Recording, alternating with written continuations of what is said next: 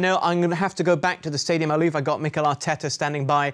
Many apologies, please forgive me. But Mikel, it's Adam Kravis here in Malaysia. Firstly, a question from the gentleman here in the studio with me.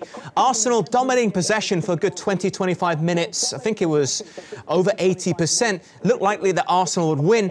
Why do you think Arsenal failed to capitalise on the possession?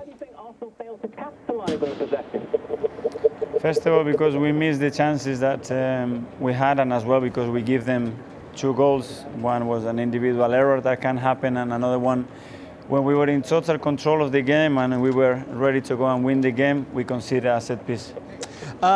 Also, I mean, if you look at this as a learning experience, what did you learn about your team today in your first ever North London derby as a manager? They move a step forward because they never played the way they've done today in this ground against this opposition. They haven't nullified them completely, and we imposed who we are, and that's the direction. But obviously you want to win football matches, all the details have to be controlled against good opposition, and today we missed it in 2 moments and cost us the game. You've obviously got 2 huge games coming up, Premier League, Liverpool, and then Manchester City in the Cup. How will you be getting your team ready for what could define the rest of your season? That really hurts because the way the game went, and they all know that we just give them hope and the points. So we all need to suffer. It hurts for our fans as well a lot, because we wanted to give them a moment of happiness because we know how much it means for them. We are not able to do it. We have to go through it. It would take 24 hours at least to swallow it all together, and we'll go back again. All right, thank you very much, Mikel. Good luck for the rest of the season. All right, thank you very much, Mikel. OK, John, that was your question. The first one I asked him. Are you happy with the answer? I thought he summed it up very well. He said that he nullified Spurs' threat for long periods in the second half, which Arsenal did.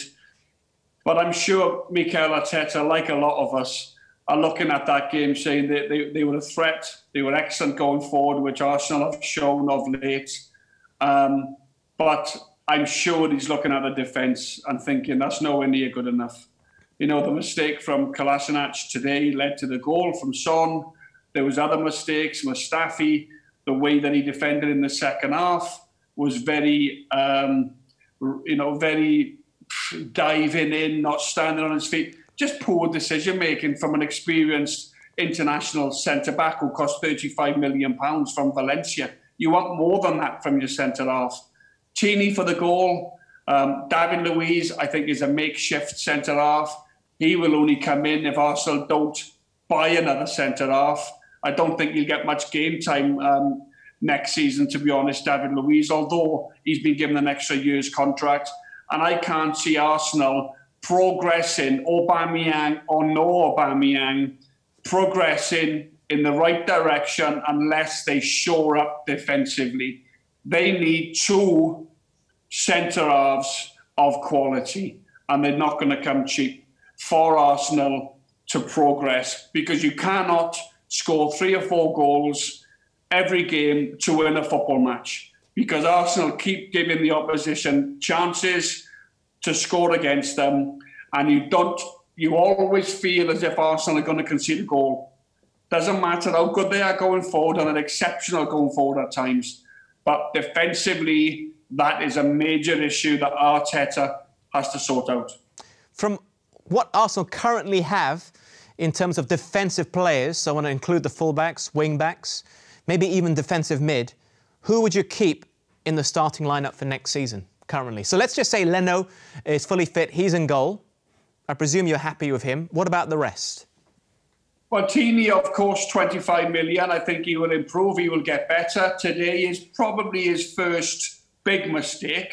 I think Arsenal fans have been quite impressed with Kieran Tini. Remember when he first came to the club, he got some injuries which he had to get over.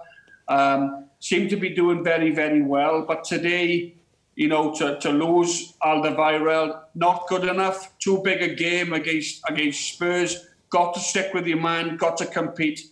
Bellerin, I feel, is safe at right back. Gets up and down. Ideally, I'd like to replace all 3. I really would. Mustafi, Kolasinac and Luiz. But I don't think he's going to go and replace all 3. Rob Holding to come in Rob Holding does okay when he comes in, still relatively young. What is he, 25 or something like that? Rob Holding. But I think the two full-backs are decent. Leno in goal. I like Ceballos. Torreira, Xhaka. He seems to like Xhaka. He plays him all the time.